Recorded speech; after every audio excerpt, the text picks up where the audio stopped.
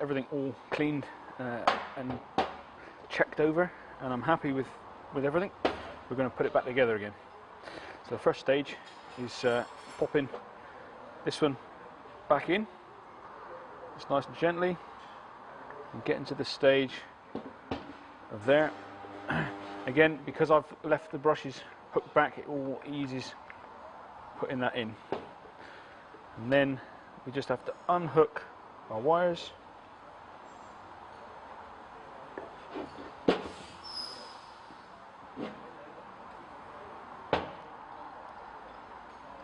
And just tuck them down the side, out of the way.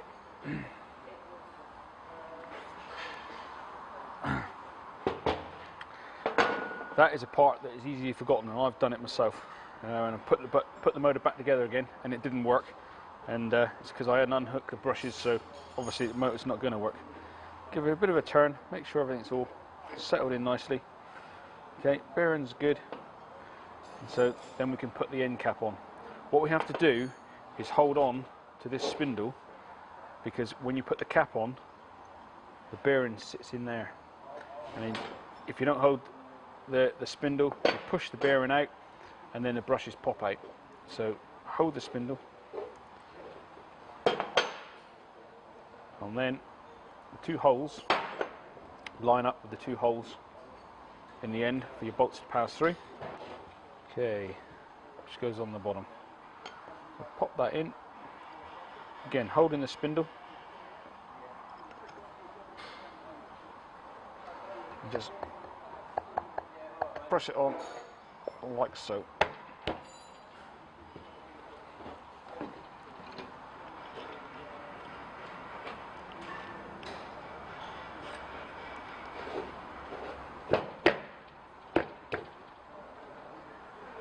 Ready for assembly. Holding on to the gearbox and the drum at the same time, and pull off this end. And here we have this bearing sat in the end of here, and absolutely solid. In here is a bush, which can be just hooked out, hopefully.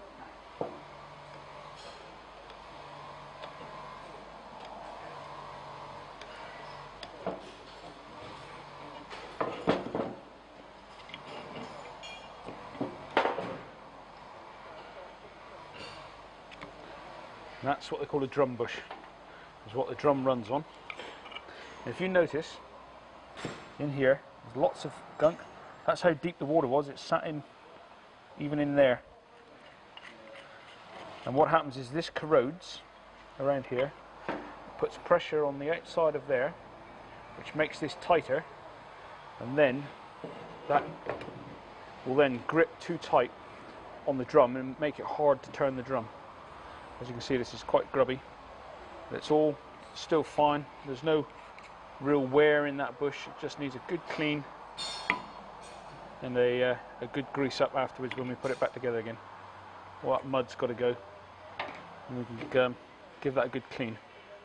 Inside of here is what they call the coupling, or the coupler, which I take out, and that runs on the end of the motor and actually drives the winch with these two lobes here. This is part of the brake assembly, which when I get it out, I'll show you how that works and how it goes together. Now the drum can come off, and all we have to do there is hold on to the gearbox and give this drum a wiggle.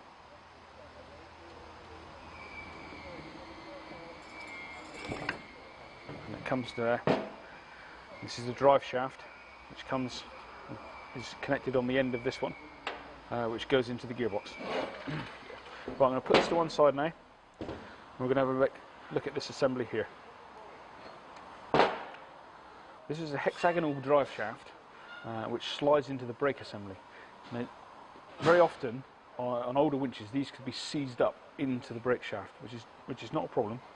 We just give it a wiggle and pull, and already I know that that's seized up in the brake shaft itself. So I'm going to have to take it out in place, because the brake comes out from this end here. So now we need to take the brake assembly to pieces, and inside you'll see the lobes at the top and the bottom, two at the top, two at the bottom. They have to be squeezed together because it's a spring-loaded brake. Long nose pliers, squeeze those together, which loosens the brake assembly. Now I can feel that's loose. I need to put it down there, push the end of the brake, and it starts to come out. And it's very important that we stop at this stage, because we can let that off, because once this is all out, it will fly to pieces. Now I've got this out this far, I can show you exactly what I was doing inside. And basically, with the long nose pliers, I'm squeezing those together, which allows this to become loose. Now you will find on some brakes that have been in there for a long time and sat in water for a long time in mud, that these brake shoes here, this bit here, actually become stuck to the drum. In that case, what needs to be done is to be tapped from the other end. Now I can show you with this one, because the brake shaft is seized, it makes it easier, because we can get a copper hide hammer and tap it from this end to go through. If that isn't seized up, then we just need a long punch. You can pop in and just gradually pop the brake out. And I've got a special tool from Warren, which slips over there. I can draw it right out to stop it falling to pieces. But not everyone has got the right tools. So the other way we can do it is either getting a Jubilee clip and putting it around there and tighten it up, or failing that, just some insulation tape around there, wrap it round a few times, and that will hold the assembly together. I'm going to use a Jubilee clip for this one. We just do it up nice and tight, and then we can pull our brake assembly out like so. Here's the two parts of the brake. You've got the spring-loaded piece with the brake linings there. Those brake linings then brake against this drum. On a real dirty winch, the inside of this drum can be quite muddy. Be a good idea if it can be just washed out before then removing any rust and stuff, just to get rid of all the mud and the crud and stuff. You see on the inside, and we just got to clean it the best way we can. Emery cloth. You can get the Scotch Brite in there with a hammer shaft. You just rub it to and fro, just giving it a good old clean out. Okay, so you don't have to clean the whole drum. Basically, you need to clean the inside up to about halfway where the brake is going to run.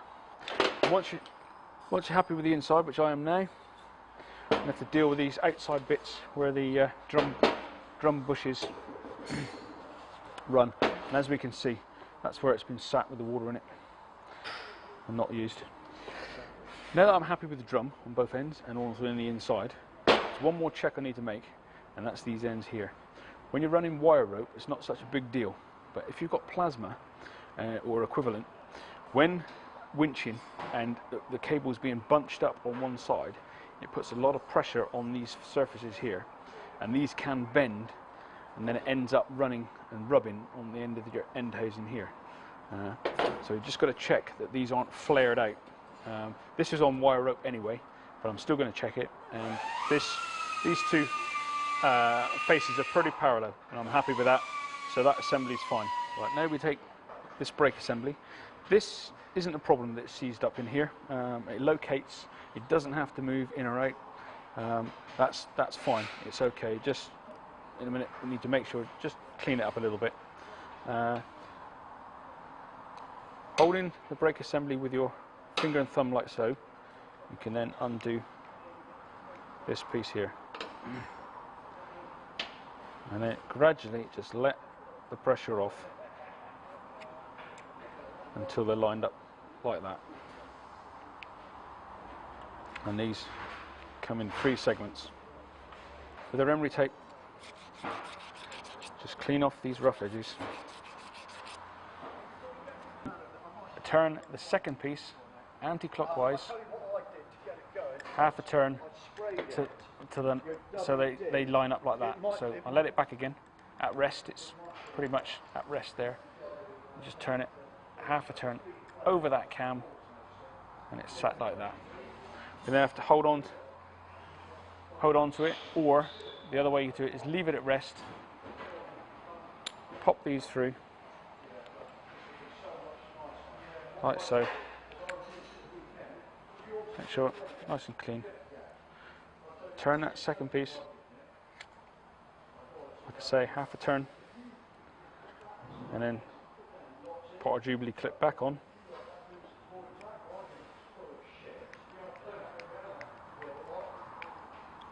And tighten it up, ready to put back.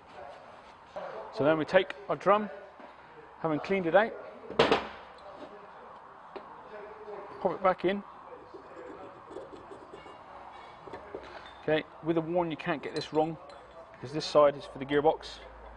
You've got teeth there for the gears. This is open. Pop that one in, and then undo the Jubilee clip.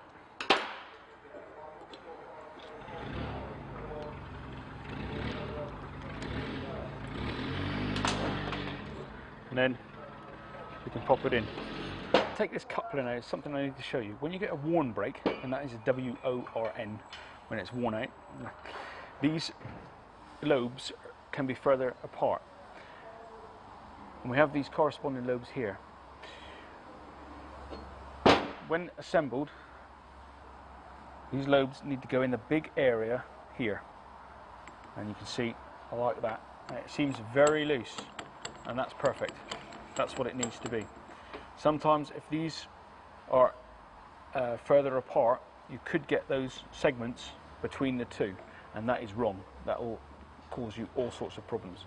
So it's like so, in the gap, nice and loose like that. So it does seem loose, but that's the way it's designed to be. So we can pop that in through into that. Now it doesn't matter at this stage how far you put it in, because when you put that piece in and the motor will push it where it needs to go, or if you get it too far in, when you put the gearbox on, the gearbox will push it where it needs to go, because your brake is nice and loose now. Having cleaned it out, having freed it all up, this will slide wherever it needs to go at this stage. While we've got the motor coupler here, we just need to check these edges here aren't worn out. It's got a few marks here, but it's nothing too bad. A little bit of marking, but that's to be expected on a winch that's being used. If you haven't been wearing gloves up to this stage, it's a good time to put them on now, because this is the dirty end of a winch, the gearbox. I'm just going to take this bar off because it will make life a lot easier. Now, as I found out earlier, this is seized up, so it's all going to come to pieces. The first thing we do is to take this small bolt out here, which locates this handle. So we pop that one off. Is that a generic part? Could that be replaced with a lever instead of that switch or not? This piece here is what they call the free spool lever, and you usually find a short one like this with this type of winch. It's a Tabor 12K. Some of the other ones has got a lever which you come up and out. They are interchangeable. They're exactly the same on this part and the interior. So it just pops in like so. So a lever can be used. To be honest, I do like this type, because when something's seized up, it is seized up. Whereas the lever, you get more torque on it, and you can hurt part of the gearbox by really straining on it, and you can do some damage. So basically, if a free spool is working like it should do, this sort of thing is all you need.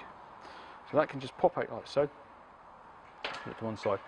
And then we need to take this ring, bolts off here. But it's a good time, because this gearbox will go back into various positions, some right, some wrong. So what we always do is get our pen and mark there and there, and also there as well. And that will give us our lines for putting it back together again. Okay, so we've undone all these bolts, we pop them out.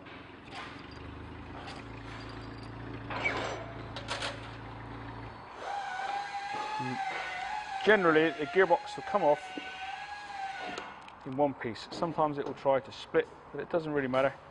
You've got your marks and nothing's really going to fall to pieces.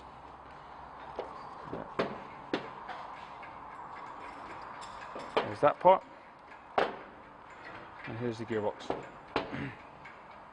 Again, because you've marked it, you should be able to just pop this up. Just be very careful. Got a gasket either side, and you can split these without spoiling the gaskets generally. What I always do, just in case, if it looks like it's stuck on one surface, get a screwdriver and just gently put the screwdriver around, letting go of that gasket.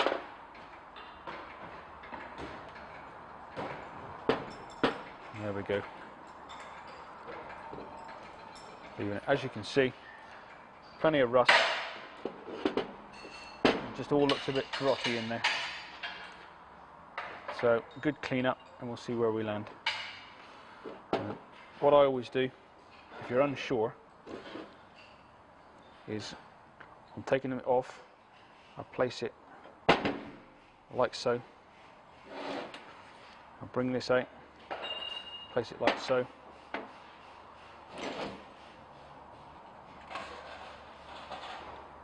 Like so.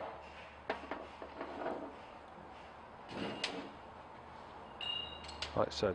That's all lined up, knowing it goes back in the same way. You can either lie it on its side or lie them like so, whichever ways you find easier. This next bit is the important bit. Our free spool is seized up. This ring here needs to slide in and out, and at the moment that lever wouldn't turn it with the gearbox assembled, so I put the lever back in to see if it will do it now,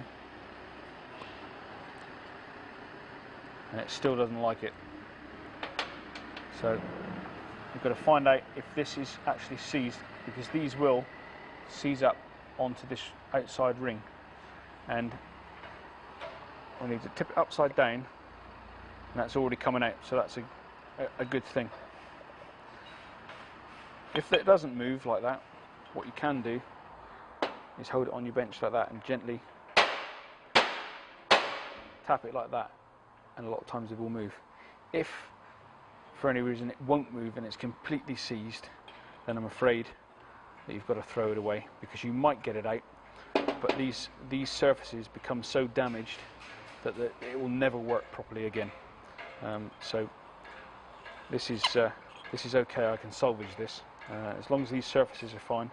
But even now, it's just really just a bit filthy and grotty. It just needs a really good clean, and we'll be back using this again. Even these gears, the gears might be a bit rusty on this outside, but it's only surface rust. This is the main thing that I'm interested in, how good these are. And so we need to get this, and I'll be putting them in the parts cleaner and cleaning it all up. Maybe even steam cleaning them, just give it a good old cleaning, and then I can assess whether they're any good or not. Just take this big gear out of this one. There. As you can see already, I don't know if you can get that on the camera, all these bits here is where it's just sat with that water in it and not used after it was dunked. So that can all be cleaned out. I'll just take these gaskets off.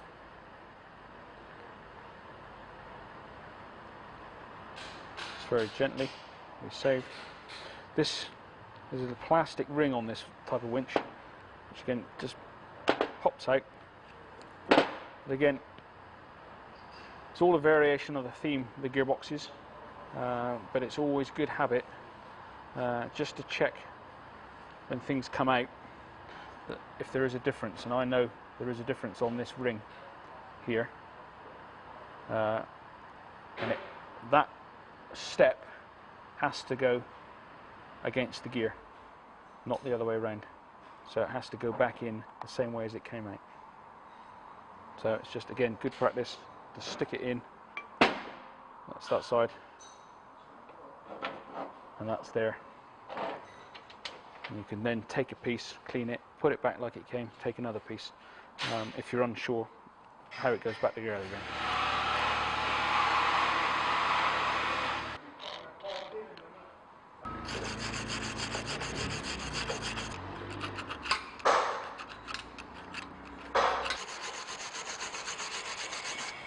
We start to reassemble some of these bits and check the bits. And this is the called an end housing. It's a gearbox end housing. It's just all cleaned off. Take the bush out. We just have a look inside there for wear. It's just no wear in there. Make sure this is all clean in here, not corroded. And there's a segment there with a mark that stops that turning, locates it. Just pop that in. And that's ready to put back together again. What we have to do is take a lot of notice of this surface here, because this piece has to turn freely in there, and we can't use the emery tape very well here to clear it up, because it makes too big of grooves in the aluminium, because this is soft material. So we use a Scotch pad. Cut that up a bit, just very gently, and also in that motion, not going in and out, because you put grooves in the aluminium going in and out. They have to go round in a circle. Okay, the thing we need to check on this ring now is what I said before about forcing this lever when it's in place. What happens if you force it is it starts to make burrs on this edge here and lumps, and that will stop the free spool from operating, because when it's turning it's going like so, and with burrs on it, it will start catching and causing you problems. So you must make sure there's no burrs along these edges, and this one's fine, it's not been forced, so this can go again without a problem. Now the thing we mustn't do, and people are always tempted to do this, is slap a load of grease on this surface before they put it in here, so it keeps it all free. But what happens then is the grease drags and you cannot free spool it again. So we have to keep that dry. And just a point to be mentioning now is when the winch is on the front of your 4x4, every, I'd say, 4 weeks, a month, is to take this piece out in place, take it out, and then spray a load of WD-40 in there, put it in free spool, and pull your cable out, and you'll see this ring turning round inside, and just spray the WD-40, and that will just keep it all nicely lubed up, but not grease. Not you can get some of this spray grease.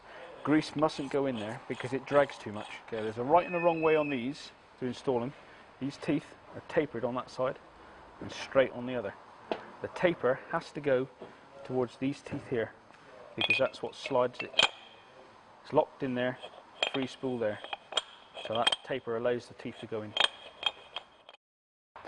Don't worry if, like this one, there's some looseness there. That is the way they're made. They're held from inside, so a bit of looseness there isn't a problem. It just makes sure there's no muck in the gears, any rust, and I'm quite happy with these gears. So these are go again. These are good. What we use to grease them is just standard CV joint grease. It's quite thin, and you can over grease gearboxes. The temptation is to really get loads of grease on, and as I've mentioned, no grease on here. That keeps that nice and free, but we need to grease these gears in here. So we just paintbrush and we paint away, just making sure there's grease in these gears. Again, making sure the outside is quite clear, tapered, teeth, and we'll pop that one in there. Okay, the first gear to go in is this little gear here. It's got a hexagonal pattern inside, and that's the one that the brake shaft sits on when the brake shaft slides into the gearbox. So a bit of grease on the outside of this one as well as on the teeth, because this gear is situated in a brass bush in there. So I'll just pop that one in, and that's the first one to start off with. So that one goes in, and then we're on to the next one. And with these, you just put the grease on the gear. So this one's greased up, and place it in there, and we just have to turn these gears because they are independent of each other at this stage. Just turn them so they fit into the next one. Turn it like that, and then when we get down to that other little gear, it's got to locate inside of this planetary gear. So we turn it, keep turning until we feel it go down like so, and it's gone down. So now put this one in. Again, we need to turn the gears. In fact, that one's gone straight in without me worrying too much about it. So that's done on that side of things. And we take our next piece, and if you remember, there's only one way of these will go, which is that way, a step towards the gear. So we just pop that one in. Just pop it there for the moment. Okay, and that goes in on the side of your mark, because it goes in like so. So we get some grease, put on the inside of this. Again, not too much, just a bit of a smothering. These gears are not flying round at silly rates. And then we take our next gear, do exactly the same as what we were doing before. Just lubricating up each gear. Okay, with that one all nicely greased, what we can do is we get one of our gaskets and just line up the holes.